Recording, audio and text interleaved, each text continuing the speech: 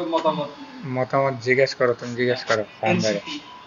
জিগাও, সুন্দর করে জিগাও। সম্মানিত আসসালামু আলাইকুম আমার ভিউয়ার্স বন্ধু ভাই, তোরা কেমন আছেন? আলহামদুলিল্লাহ আমরা সবাই আলহামদুলিল্লাহ, ভালো আছি। আলহামদুলিল্লাহ। তো আমার একটা সায়ন ভাইয়ের উদ্দেশ্যে সাইম ভাইয়ের উদ্দেশ্যে একটা কথা বলতে চাই যে সাইম ভাই আগামী 2026 2026 জানুয়ারি বা ফেব্রুয়ারি, ফেব্রুয়ারির প্রথম অধ্যায় নির্বাচন, জাতীয় নির্বাচন বাংলাদেশে। বাংলাদেশে। তো সেই উপলক্ষে সাইম ভাই আওয়ামী লীগ বাদে সব দলই আছে দেশে, সব দলে জামাত, আছে, জামাত, বিএনপি, বিএনপি, এনসিপি, গণ অন্যান্য অধিকার দল, গণ পরিষদ, অধিকার পরিষদ সব দল মিলে ডানপন্থী, বামপন্থী।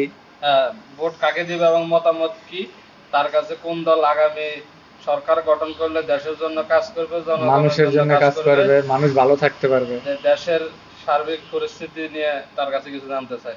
সাইম ভাই, আমি আসলে আপনার কাছে যেটা জানতে চাই, রাকিব ভাই আসলে যেটা বললে, আসলে আপনি এখন আমাদের বাংলাদেশ আওয়ামী লীগ বাদে যে দলগুলো আছে, সেই দলের ভিতরে আসলে আপনি কাকে আগে ভালোবাসতেন, কাকে এখন ভালোবাসেন? আমি আগে ভালোবাসতাম আওয়ামী লীগ সরকারকে, কারণ ওই সময় খুব ভালো কাজ করছিল, প্রথম দল ক্ষমতায় আছে। এখন আওয়ামী লীগ খারাপ হওয়ার পর থেকে আমার তার ভালো লাগে না। এখন বর্তমান আমি বিএনপির দল পছন্দ করি। আমার এখন পর্যন্ত আর কি আমার মতে বিএনপির ক্ষমতায় আসুক আর নেতা কর্মী ভালো হোক, আমি চাই তারা ক্ষমতায় আসুক। আর আমি আপনাদের উদ্দেশ্যে একটা কথা বলতে চাই, আমার এটা আসলে আমার নিজের ব্যক্তিগতভাবে, আমি কিন্তু যখন বিএনপি মানে নির্যাতিত ছিল, তখন আমি বিএনপিকে অনেকটা ভালোবাসছি। বা সিনিয়র নেতাগো যখন সিনিয়র নেতাগো মিটিং মিছিল থেকে পুলিশে ঘাড় ধাক্কা দিয়ে ধরে নেওয়া বা করা, অপমান করা, খুব কষ্ট লাগতো আমার।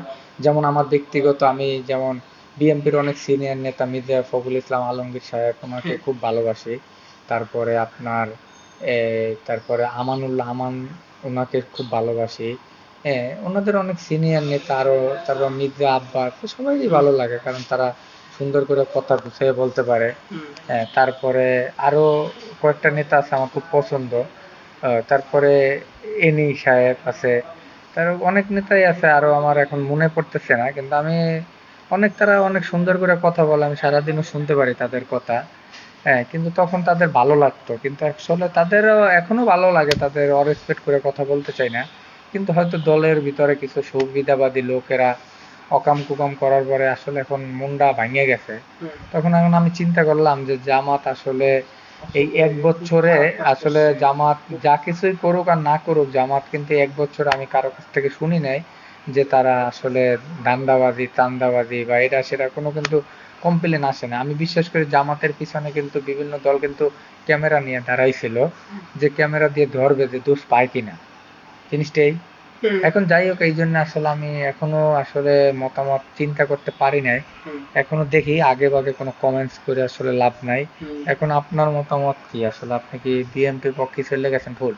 আপনার মতামত কি আপনি চিন্তা ভাবনা করছেন? না, চিন্তা ভাবনা করছি। আমাদের একটু আসলে সময় লাগবে, কারণ আমরা আসলে এখনো সময় না নিয়ে আমরা করবো না আর কি, ঠিক আছে? কারণ আমাদের একটু সময় দরকার আছে।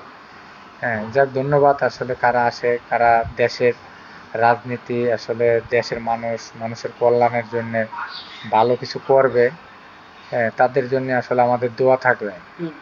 হ্যাঁ, আসলে যারাই আসুক সবাই আমার দেশের মানুষ, কাদের সাথে কোনো বিরোধিতা নাই, কারোর সাথে গ্যাঞ্জাম নাই। যারা ভালো যোগ্য মনে হয় দেশের মানুষ, তাদের ভোট দেবেন। হ্যাঁ, আল্লাহ হাফেজ।